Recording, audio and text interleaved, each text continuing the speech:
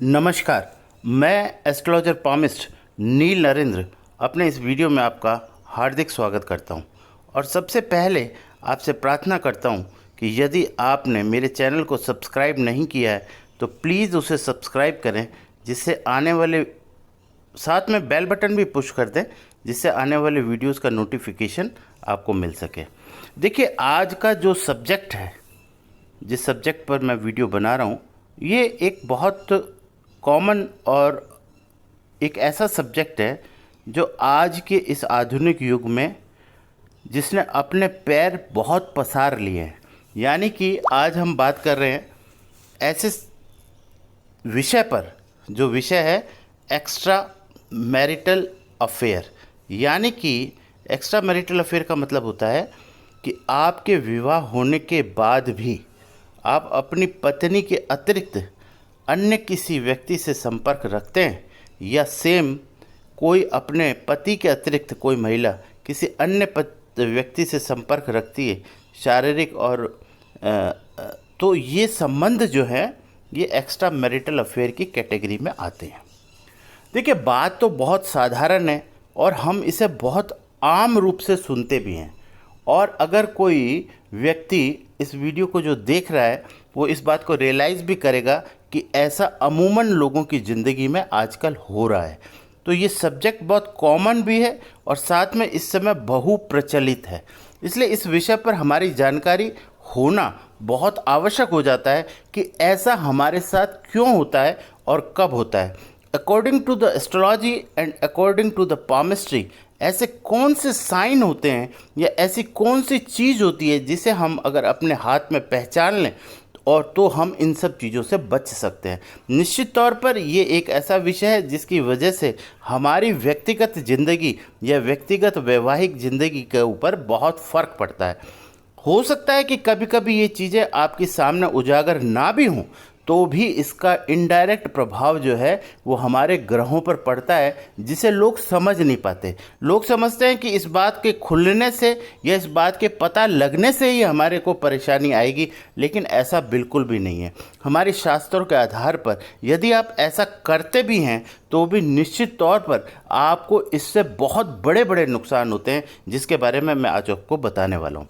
तो ये सब्जेक्ट बहुत इम्पॉर्टेंट सब्जेक्ट है आज की डेट में। और यदि इस सब्जेक्ट को, इस वीडियो को सुनने के बाद में यदि किसी व्यक्ति के जीवन में परिवर्तन आता है तो निश्चित रूप से इस वीडियो को बनाने का मेरा जो मकसद है वो सॉल्व हो जाता है। देखिए, सबसे पहले जो मैं बात करना चाहता हूँ वो ये करना चाहता हूँ कि एक्स्ट्रा मैरिटल अफेयर के अंदर कौन सी ऐसे प्लैनेट्स हैं जो सबसे महत्वपूर्ण रोल प्ले करते हैं। तो इसके अंदर मैं आपको बता दूं कि सबसे पहला प्लैनेट है वो प्लैनेट है वीनस, जिसे हम कहते हैं शुक्र। दूसरा जो प्लैनेट है वो है मार्स, जिसे हम कहते हैं मंगल।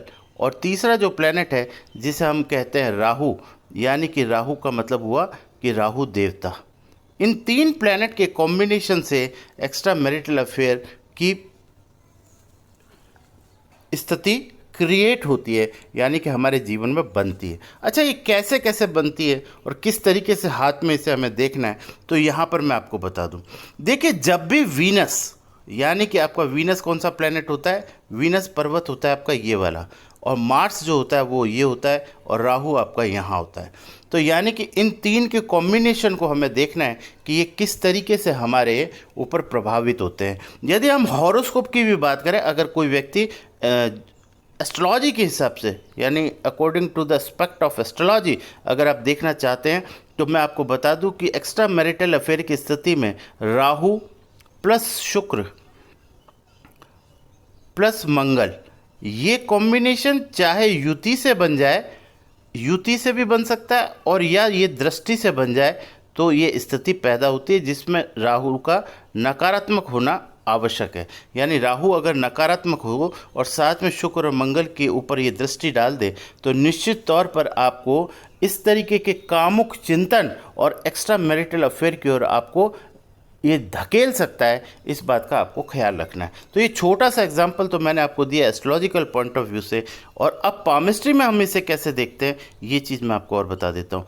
पामिस्ट्री में जब भी आप याद रखिएगा कि ये जो आपका इनर मार्स है, इसको हम बोलते हैं इनर मार्स। इनर मार्स का मतलब होता है अंदरूनी मंगल, यानी कि हमारा अंदर के क्षेत्र का मंगल, जिसे हम कहते हैं, ये मार्स हो गया आपका।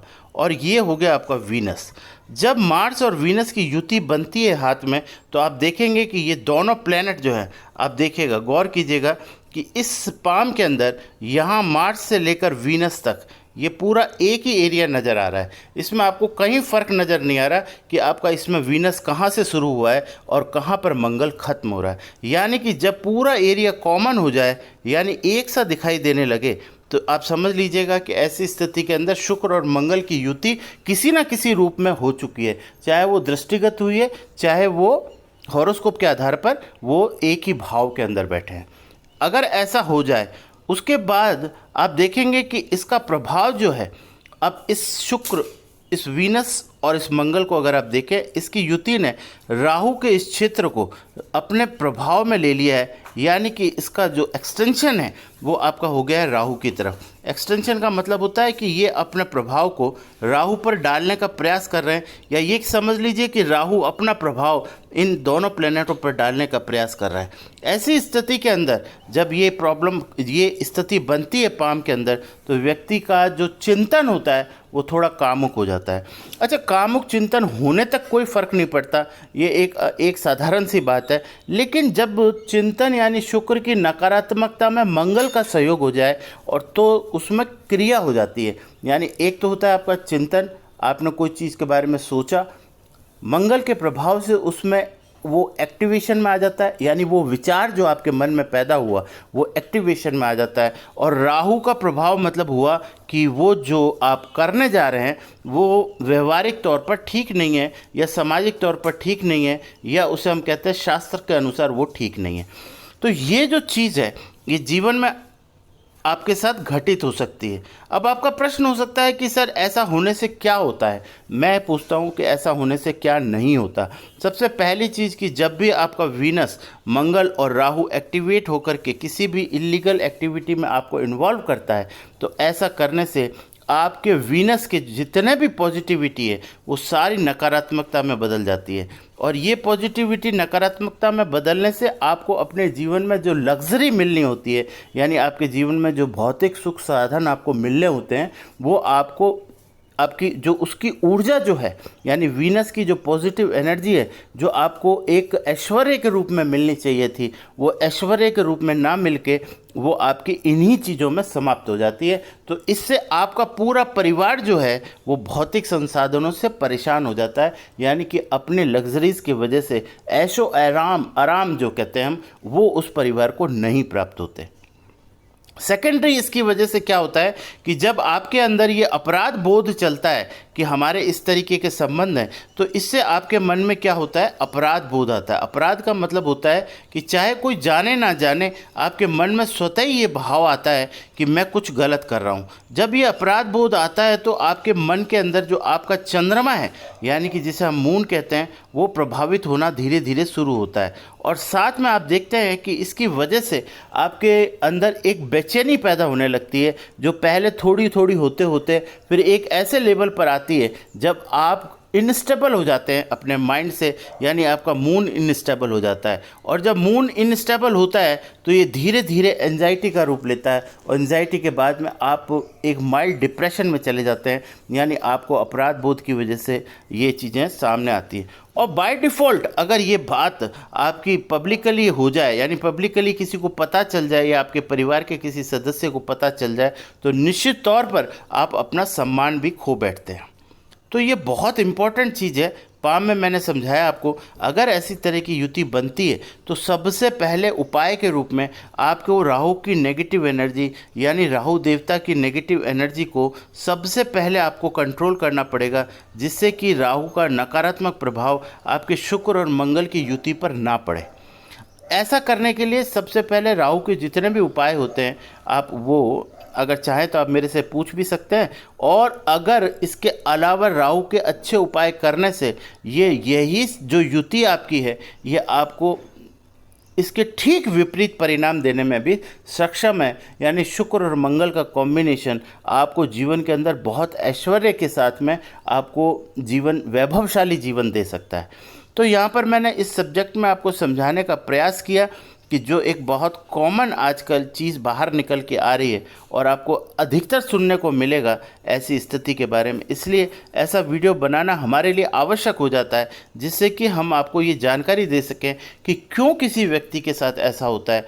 तो मेरा ऐसा मानना है कि किसी भी व्यक्ति के साथ कोई भी घटना जब घटित होती है या उसके लाइफ के अंदर कोई भी चीज़ अगर प्लस पॉजिटिव या नेगेटिव होती है, तो उसके लिए उसके प्लैनेट रिस्पॉन्सिबल होते हैं।